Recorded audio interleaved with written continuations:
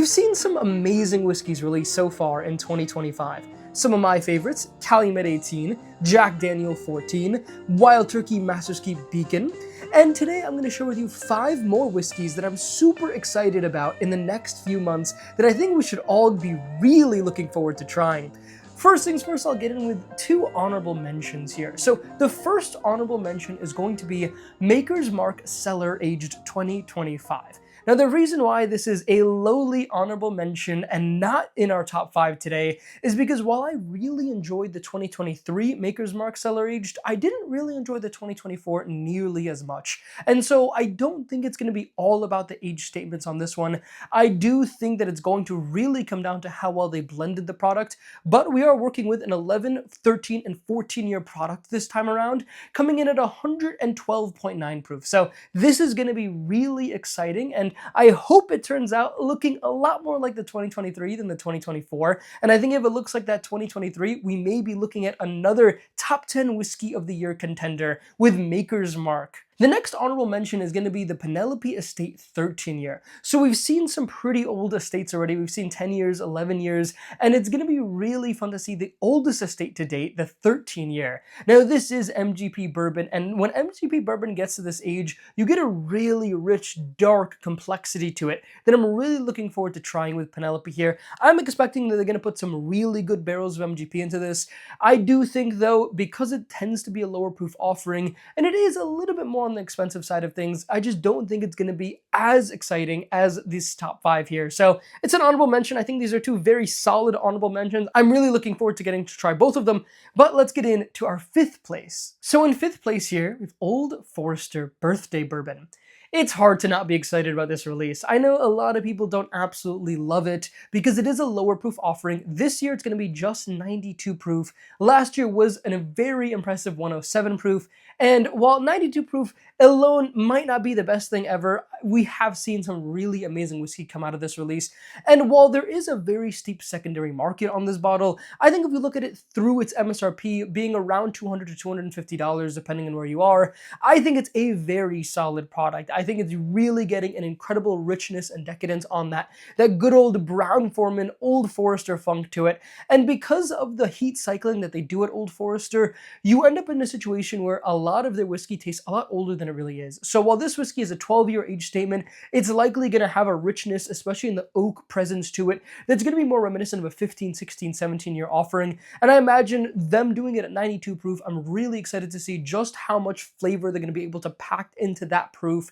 And this might be like the true low proof king. It's already quite the low proof king to me. I think it's one of the best annual offerings that's coming in at under 110 proof. So seeing it at 92 proof, this is going to be interesting. Although I think it was higher proof, it might be higher up on this list, but for now I'm going to leave it at 5th place and we're going to see just how good it really is. In 4th place here, we have Booker's Infinite Batch 2. So this is going to be fun. So Booker's Infinite last year in batch 1, they blended 8-year, 9-year, 14-year, and 20-year bourbon. And the idea of it was that it was whiskey from all the 3 generations, all the different Freddie knows. And that release was very popular. A lot of people found it really appealing, even for a pretty expensive MSRP.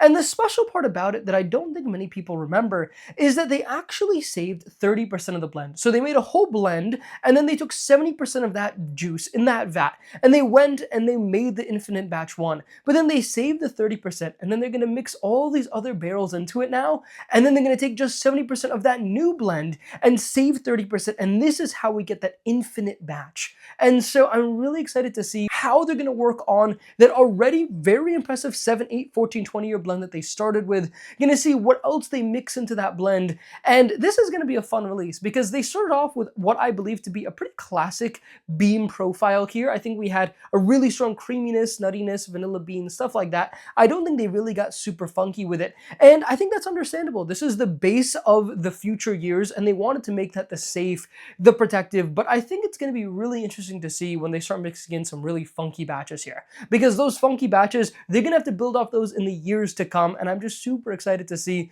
just the magic of the art of blending with them. And I think as we've seen already with a lot of these Booker's releases, I mean, they have good whiskey. They're hiding it from us us. They don't give it to us very often, but when they do give it to us, when they give us just a little bit of taste of that 20-year-old Jim Beam, I mean, they really do have some phenomenal whiskey back there, and I'm hoping we get to see a lot more of that in the years to come. But this infinite batch blend, I'm just so intrigued by the project. I really hope we get a batch that's even better than last year's, and I think that is a very deserving 4th place. And in 3rd place, we have Four Roses Limited Edition 2025.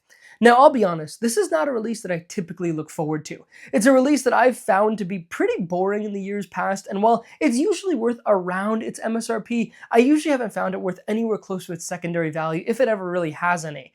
That being said though, this year's blend I think is going to appeal to a lot of people because they have a 19-year OESV component and then 2 13-year components that are also of the V strain, OBSV and OESV, and then they have a 13-year OBSK. So for those that don't really know every little thing about the Four Roses, different yeast strains and mash bills and all that, let me break this down for you. And I'll put more of that information here on your screen. And what's especially important with the OEs, this tends to be what people really enjoy.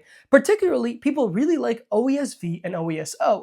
Those are the 2 fruitiest yeast strains that really lead to really nice cherry, plum, dark fruit in Four Roses, which I think when you mix with their oak structure being a little bit more floral and some spicy characteristics, you can get an incredibly pleasant pour of whiskey. And so OESV and OESO being the 2 most popular, seeing a lot of OESV in this is gonna be very exciting. And then they mix in some OBSV, which is also very popular. It's still very fruity. It does have a little bit more of that rye spice in it because it's the OB mash bill. And then OBSK is really the spice king. I think when they look at the tasting notes on it, it's literally just spice and long. So we're basically gonna get a super fruity and super spicy batch. And that's really exciting. I mean, that's really what I look for in these Four Roses. I don't love when they get super floral. And I think a lot of people agree with me. I think the Q and the F yeast strains, those are going to be your more herbal, floral yeast strains, and they usually mix one of those components into the limited editions, and you can really feel them.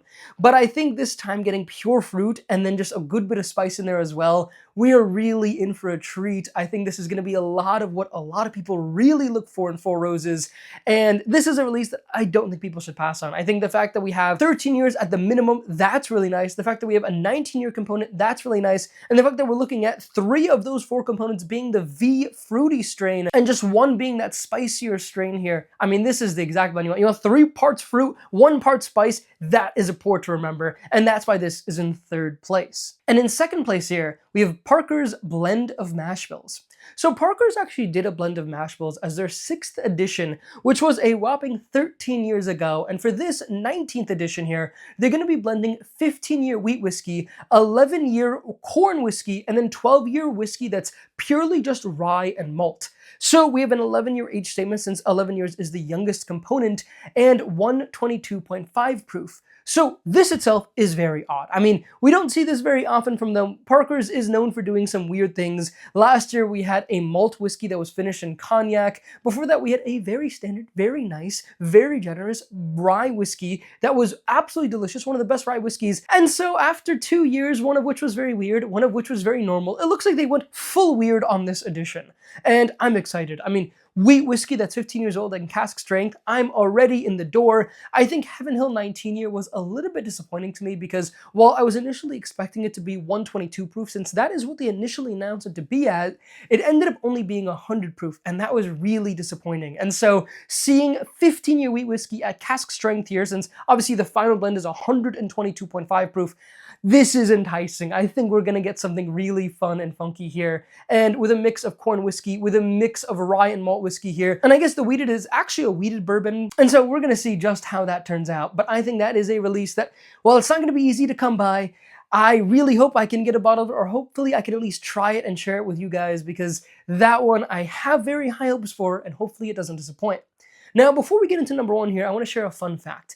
Everything that I've discussed so far in this video should actually release in September. So this is actually a hyped September release video. That's right, all of these releases should be coming in just the next few weeks. Now, distros tend to be a little bit different, and so we might see some places not get them until October or November, but they should be releasing for the first time around the country this month in September, so get excited. These are all coming in the next few weeks. And now, in first place here, I think you guys all know what was coming. This is Jack Daniel's Tanyard Hill Rye.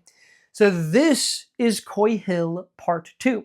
Now, if you all remember, there was a very delicious release in 2021, an annual release, a hazmat release, one that still today commands sometimes upwards of $1,000 on the secondary market, the 2021 Coy Hill. Tanyard Hill is warehouses 1-1 to 1-4, and it may also include 1-5 and 1-6. It's a bit unclear there. Coy Hill includes 8, 9, 10, 11, and 13. There isn't a warehouse 12, and so essentially those like back half of the warehouses are going to be Coy Hill, but those first half, a lot of those are going to be Tanyard Hill, and there are a few other locations, but those are really the main places that we've seen a lot of the Jack Daniel's single barrel strength and single barrel strength rye come from. And so the fact that they're dropping a Tanyard Hill, I think this is basically meant to be Coy Hill Part 2. Because I think they know that we all go crazy for Coy Hill. We all love Coy Hill. We all search out Coy Hill sometimes on those Jack Daniel's single barrel proofs. And so now they're going to go and say, you know what? We're going to make you love Tanyard Hill. And the most exciting photo of them all is the fact that a release photo was shot and it was 143 proof. That's right. We have cask strength limited edition Jack Daniel's. In 2020, there was an amazing Jack Daniel's rye, one of my favorite bottles, a bottle that I have here in the corner here, and those came in at around 130 proof, the highest of which was 135.5. So the fact that we're seeing 143 proof leaked, and we actually heard that some of them may be upwards of 150 proof.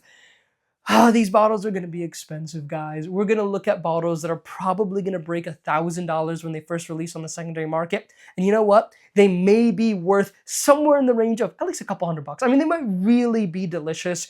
And if we see massive steps up on the 2020 release, that rye that I think many people already say is one of their favorite rye whiskeys of all time. It's one of my favorite rye whiskeys of all time. The fact that we might see something like that, but 15 proof higher, very delicate, really well made. I'm excited. I'm really excited. And Jack Daniel's stock just keeps getting older. And so we don't know how old this release is going to be, but odds are it will be older than the 2020 release. And so older, higher proof. I am excited. This is well deserving for the #1 release. I really think that this could end up being #1 on a lot of people's list, but we're gonna find out. So hopefully we'll get to try all these things. That is my list of my top 5 with 2 honorable mentions here. Let me know down below in the comments what you guys are excited for. Is there a release that I missed out on that's coming in the next few weeks or next few months that you are really excited for? Let me know down below in the comments. And with that, I hope you'll have a lovely rest of your day, and I'll catch you all in the next one.